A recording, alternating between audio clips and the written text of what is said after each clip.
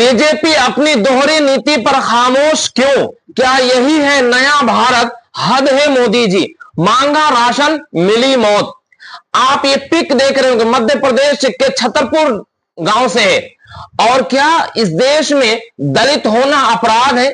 क्या इस देश में राशन मांगना अपराध है? क्या इस देश में भारतीय जनता पार्टी हमेशा सबके साथ सबके विकास की बात करते हैं, लेकिन दलितों की हत्या करते हैं, महिलाओं की इज्जत लूटते हैं, और न जाने 11 साल में कितने अपराध और कितना घिनौना भारतीय जनता पार्टी के नेता और लीडर्स काम कर रहे हैं। यह मध्य प्रदेश के छतरपुर गांव से है और इनका नाम प्रवीण पटेरिया बताया जा रहा, और इनके गले में भारतीय जनता पार्टी का पट्टा लगा हुआ है।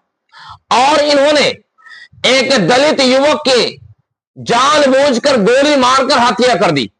और इन्होंने इनकी अपराध और इनकी गुनाह सिर्फ इतना था कि उन्होंने राशन मांगा था, उन्होंने अपना हक मांगा था, और इसी हक मांगने की वजह से उन्हें गोली मार दी गई।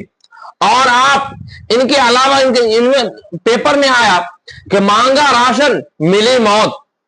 उसके अलावा राहुल गांधी ने भी इस पर चर्चा करते हुए खेद जताया, और उन्होंने मध्य प्रदेश की जो कच्चा चिट्ठा है वो खोल करके रख दिया। वहां के सुखासन बाबू और वहां के भारतीय जनता पार्टी के सरकार की जो नीति है, उस नीतियों के बारे में राहुल गांधी ने जो लिखा है कि मध्य प्रदेश में 19 साल के पंकज प्रजापति को सिर्फ इसलिए सरेआम गोली मार दी गई क्योंकि उसने दलित होकर अपने हिस्सा का हक मांगा था।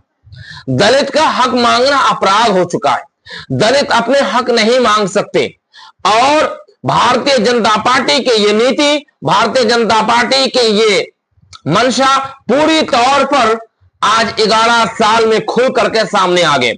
और उन्होंने आगे लिखा कि जब वो आरएसएस और भारतीय जनता पार्टी में जुड़े होने की वजह से पुलिस प्रशासन उस पर एफआईआर दर्ज नहीं कर रहे थे, इसलिए उन्होंने लिखा फायर दर्ज नहीं की गई, पोस्टमार्टम टाल दिया गया, क्योंकि गुनहगार नेता सत्ता की गोद में बैठा है। क्योंकि जिन्होंने गोली मारा है वो सत्ता की गोद में है, यानी भारतीय जनता पार्टी और आरएसएस के संरक्षण में है। और सत्ता मनोवाद और बहुजन विरोध बीजेपी की है।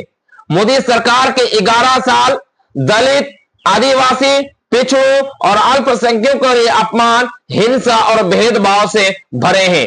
इन संस्थापक रूप से दोयम दर्जे के नागरिक बनाने का और मुख्य धारा से दूर रखने की साजिश लगातार जारी है। राहुल ने आगे लिखा, दोषियों की तुरंत गिरफ्तारी हो और उन्हें कड़ी से कड़ी सजा दिलाई जाए, और प्रजापति परिवार और देश के हर बहुजन के साथ खड़ा हो।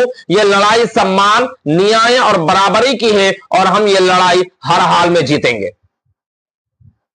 अब ये सोच सकते हैं कि यह पंकज राशन की दुकान में जाकर के सिर्फ अपना हक मांगा था, राशन की दुकान में जाकर के अपना अनाज मांगा था, जिसकी वजह से भारतीय जनता पार्टी के लीडर ने सरेआम गोली चला दी और उनकी हत्या कर दी। कहा जा रहा है कि 2 लोगों को गोलियां चली है और दोनों आपस में भाई है, लेकिन पंकज कुमार की रास्ते ही में मौत हो गई और एक बच गए। लेकिन सवाल यह है कि इन पर फायर दर्ज क्यों नहीं हो रहे थे और इसका पोस्टमार्टम टाल दिया गया था, क्योंकि सत्ता की गोद में ये अपराधी बैठे हुए हैं। कब तक ये अपराधी अपराध घिनौने तौर पर अंजाम देते रहेंगे? और आपकी सरकार होती है, आप सुखासन बाबू, और इसी तरह से हर बीजेपी राज्य में, बीजेपी शासित राज्यों में ऐसी ही ज्यादा घटनाएं घट रही है। लेकिन भारतीय जनता पार्टी आंखें मूंद करके सो रही है।